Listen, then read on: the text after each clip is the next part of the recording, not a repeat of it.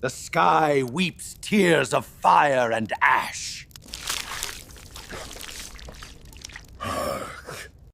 Every poem, every song, every great story we tell has a source of inspiration, a spark of divine madness. But what if the source of all poetry in the Norse world was not a divine muse, but a brutal, cold-blooded murder? What if every beautiful verse and every profound piece of wisdom was watered with the blood of a slain god, fermented in the vats of treacherous killers? Today, we are not investigating a battle or a monster. We are investigating a conspiracy, a cover-up, and the creation of the most powerful substance in the 9 realms, the Mead of Poetry. This is the story of Kvasir, the wisest of all beings and the grim, bloody secret behind every beautiful word the Vikings ever spoke.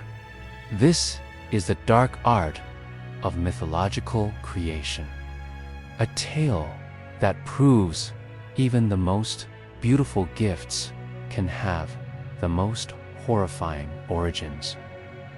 Before the murder, there was a miracle. Our victim, Kvasir, was not born in a conventional way.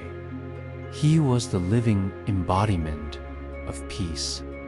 After the long and bloody war between the 2 tribes of gods, the Gyr and the Vanir, they sealed their truce in a unique ritual. All the gods from both sides spat into a single ceremonial vat. From this divine saliva, a new being was formed, endowed with the combined knowledge of the entire pantheon. This was Kvasir. He was so wise that there was no question in the cosmos that he could not answer. He was not a warrior or a king. He was a gentle teacher, a wandering philosopher who traveled the 9 realms, spreading knowledge and helping to resolve disputes with his perfect counsel.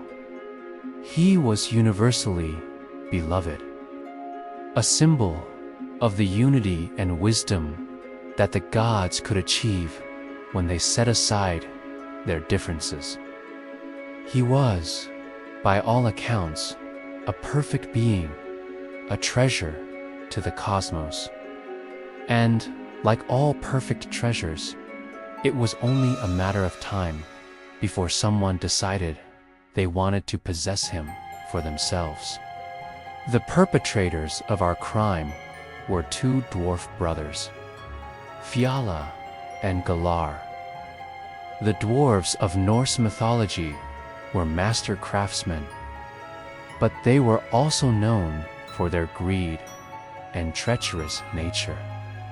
They grew jealous of Kvasir's immense wisdom and coveted it for themselves.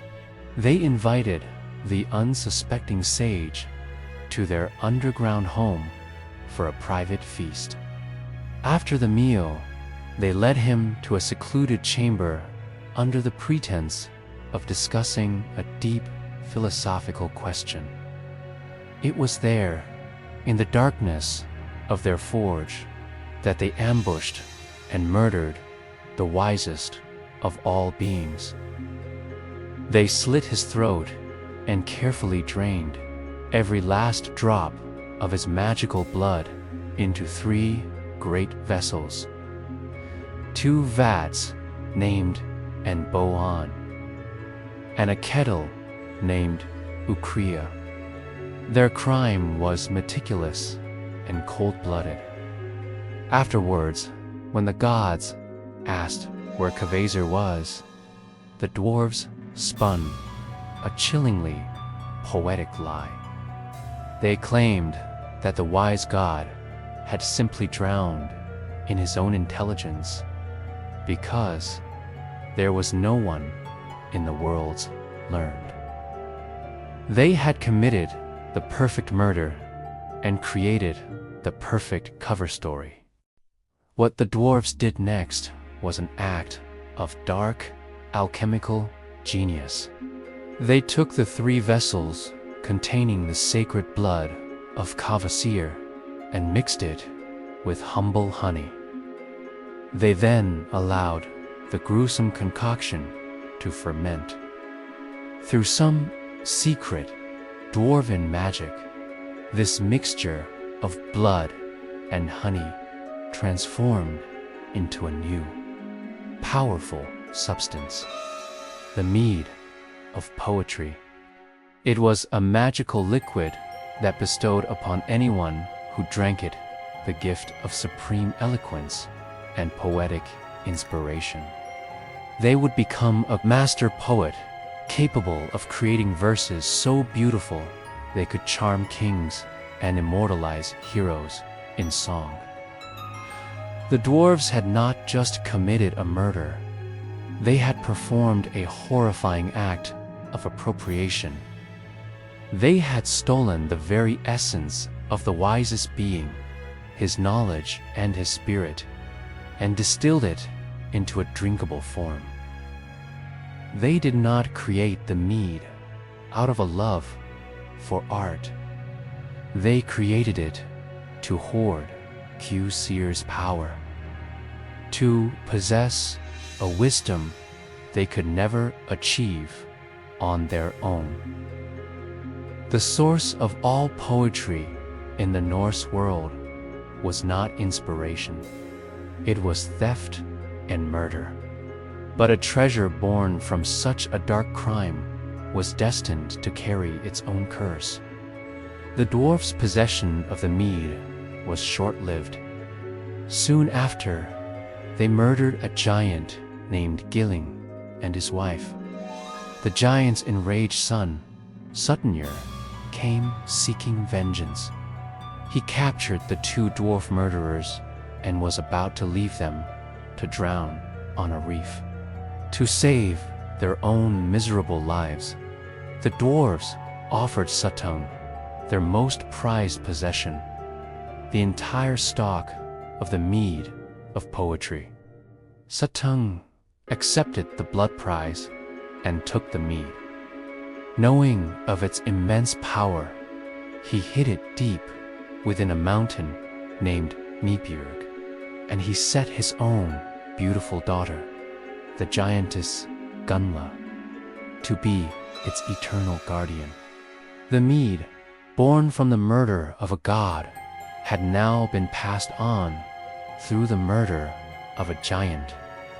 Its journey through the cosmos was leaving a trail of blood and betrayal in its wake, and its final destination would be the halls of Asgard itself, in a heist orchestrated by the greatest thief of all.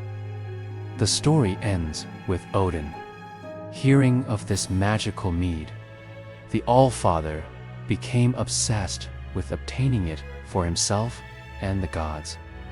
He undertook an elaborate heist, using deception, shape-shifting, and seduction to trick Gunla and steal every last drop. The journey of this sacred substance is now complete. It was born from the peaceful union of all gods, distilled through a treacherous murder, acquired through violent vengeance, and finally stolen by the king of Asgard himself. This is the dark, cynical, and profound truth at the heart of Norse mythology. It teaches that the world's greatest gifts, wisdom, creativity, and poetic inspiration are not born from purity and light. They are born from a violent, chaotic, and morally gray world. Their source is not a gentle muse, but the very blood of a murdered god. And that is the final, chilling verdict on the origin of poetry.